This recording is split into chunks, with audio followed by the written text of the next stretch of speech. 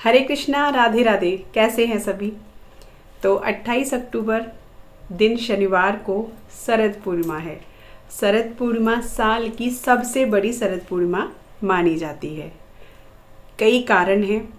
एक तो ये कारण है कि इसी दिन भगवान श्री कृष्ण ने महारास रचाया था राधिका के साथ और सखियों के साथ में।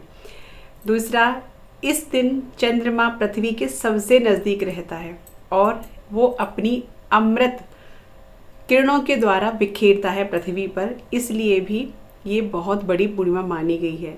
इसको कोजागरी पूर्णिमा भी कहते हैं क्योंकि इस दिन माँ लक्ष्मी पृथ्वी पर भ्रमण करती हैं, और इसको अमृत पूर्णिमा तो कहते ही हैं क्योंकि इस दिन अमृत बरसता है चंद्रमा की किरणों से।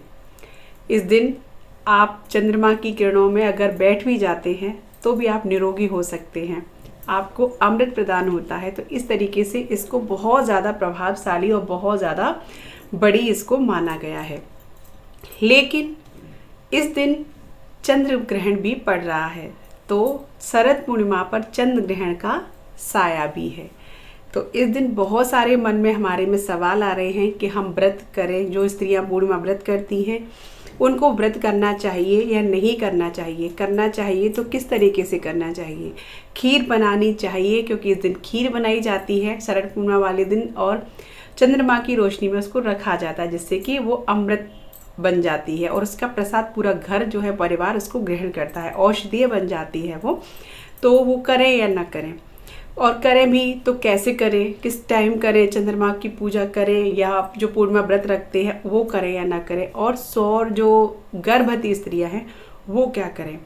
तो आज की वीडियो में आपको मैं सारी जानकारी इस वीडियो के माध्यम से देने वाली हूँ, बताने वाली हूँ। तो आपकी सारी समस्या जो है, जो सारे सवाल है वो क्लियर हो जाएंगे इस वीडियो में देखने के बाद।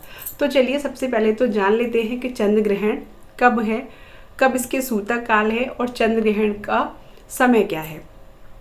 तो 28 अक्टूबर शाम को 4 बजे से 4:05 से सूतक काल प्रारंभ हो जाएगा, क्योंकि चंद्रमा के सूतक ग्रहण से 9 घंटे पहले लगते हैं और सूर्य ग्रहण के 12 घंटे पहले लगते हैं, और ग्रहण पड़ रहा है रात्रि 1 बजे के बाद।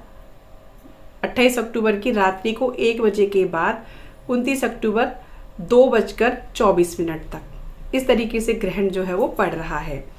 तो आपको क्या करना है, सूतक काल में 9 घंटे पहले 4 बजे करीब सूतक काल लग रहे हैं, तो उसमें भी आप ना ही तो पूजा पाठ कर सकते हैं ना ही कुछ बना सकते हैं, तो ये भी है। दूसरा, ये तो हो गया। अब तो ग्रहण का मैंने यहाँ आपको बता दिया कि ग्रहण काल ये समय तक है, सूतक काल ये समय तक है। अब पूर्णिमा व्रत आप करें या ना करें, जो पूर्णिमा व्रत करते हैं वो पूर्णिमा व्रत करें या ना करें।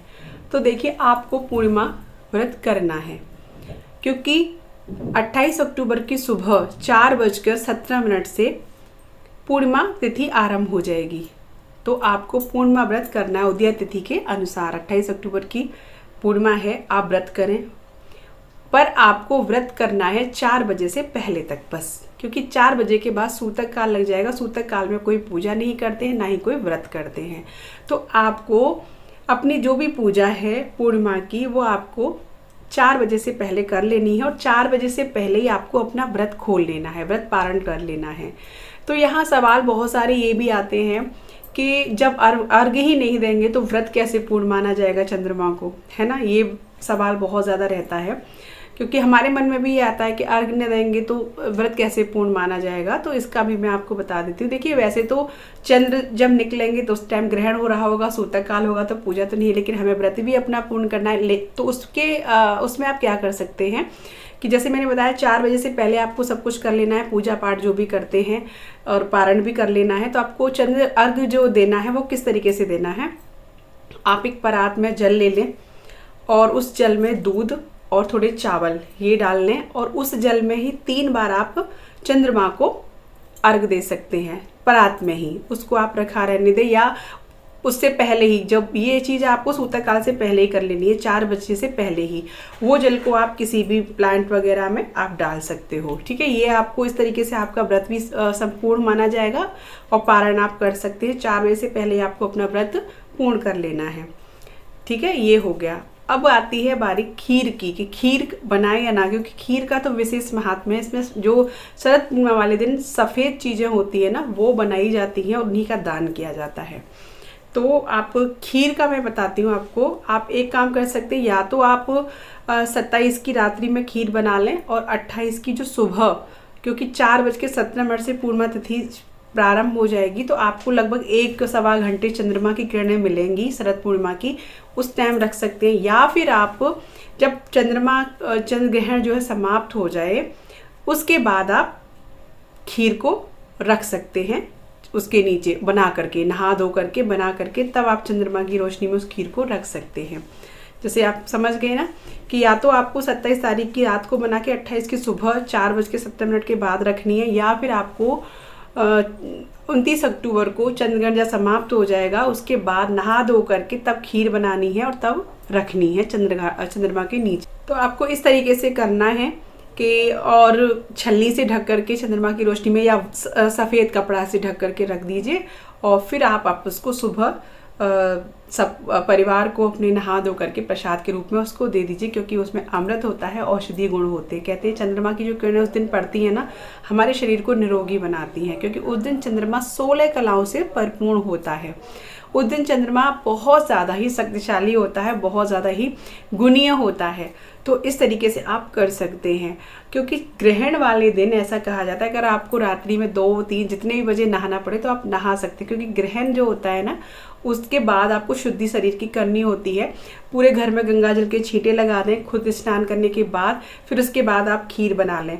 अब एक चीज़ और आपके मन में सवाल आएगा कि खीर बनाने के लिए दूध भी चाहिए होगा ना, क्योंकि दूध तो पहले से ही हमें रखना पड़ेगा, 2 बजे रात को दूध कहाँ से आएगा, तो वो भी आपको मैं बताती हूँ।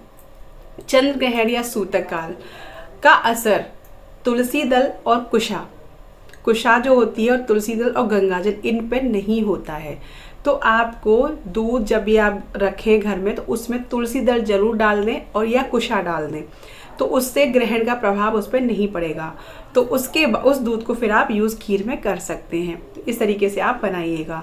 और पूजा पाठ कोई नहीं होता है, जब सूतक काल शुरू होने से पहले ही 4 बजे के बाद ही, यानी 4 बजे से ही आपको अपने सारे भगवान के पट वगैरह बंद कर देने हैं, और कुछ पूजा पाठ नहीं करता है। मानसिक पूजा कर सकते हैं आप, मंत्र जप कर सकते हैं, कोई पाठ कर सकते हैं, ये कर सकते हैं, मतलब मुख से द्वारा, कोई पुस्तक वगैरह ना लें, इस तरीके से आप कर सकते हैं। दूसरा, गर्भवती स्त्रियों के लिए आता है, अब मैं आपको उनका बताती हूँ। तो गर्भवती स्त्रियों को विशेष ध्यान रखना होता है चंद्र ग्रहण वाले दिन।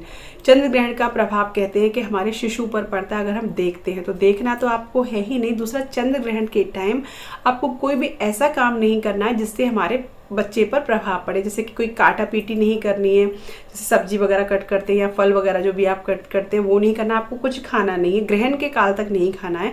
सूतक काल में आप खा सकते हैं, क्योंकि देखिए बुजुर्ग, बच्चे और गर्भवती, इन लोगों के लिए ये चीज़ मान्य नहीं होती हैं, बाकी सब मान सकते हैं क्योंकि इनको ज़रूरत होती है। तो आप सूतक काल में खा सकते, लेकिन सूतक काल से पहले ही आप सारी खाने की चीज़ों में तुलसी दल या कुशा जरूर डाल लें, तो वो उससे असर नहीं होगा सूतक का और ग्रहण का। तो सूतक काल में आप खा सकते हैं, लेकिन ग्रहण काल में आप कुछ भी ना खाइए। हो सके जितना आपको भगवान का चिंतन सुमिरन करना है, भजन ध्यान करना है, मानसिक जो भजन होता है, जैसे कि आप कोई साउंड लगा करके कोई जप लगा दीजिए, आप वो सुने। सोना नहीं है आपको, ये चीज़ आप मत करिएगा। 1-1.5 घंटे का, 1-1.25 घंटे का ग्रहण है, तो आप उसमें सोए ना, हो सके तो आप उसमें सोए ना, मंत्र जप करें। ये चीज़ आपको ज़रूर करनी है गर्भवती स्त्रियों को, क्योंकि ऐसा हमारे शास्त्रों में भी वर्णन है कि ग्रहण का असर पड़ता है हमारे बच्चे पे, जैसा भी होता है। तो आपको अच्छे काम करने हैं, भजन सुनना है, कथा सुननी है, इस तरह के काम आप करें जिससे कि हमारे जो अंदर बच्चा पल रहा है हमारे गर्भ में, उस पर अच्छा प्रभाव पड़े। क्योंकि ऐसा कहा जाता है कि सूर्य ग्रहण और चंद्र ग्रहण वाले दिन जो है हमारे सूर्य और चंद्र पे कष्ट आता है, तो हमें उनका भजन से ही निवारण करना होता है। हमें जितना सहयोग हो वो भजन से ही करना होता है, अच्छे कामों से करना होता है। तो ये आप कर सकते हैं। तो इस तरीके से आप शरद पूर्णिमा मना सकते हैं, व्रत भी रख सकते हैं और खीर भी बना सकते हैं इस तरीके से जैसे मैंने आपको बताया। बहुत से लोग ये भी बोल रहे हैं कि आप खीर बना के रख लीजिए और तुलसी डाल दीजिए उसमें या कुसा डाल दीजिए। तो देखिए जो भी मैं आपको ये भी बता दे रही हूँ, आप ऐसे भी कर सकते हैं। तो आपके जो सही लगे या जो आपका मन करे कि हम इस तरीके से करें, तो वैसा आप कर सकते हैं। तो समझ में आ रहा होगा जो मैंने बताया। अगर नहीं समझ में आया होगा तो आप पूछ सकते हैं मुझे क्वेश्चन करके, मुझे कमेंट में।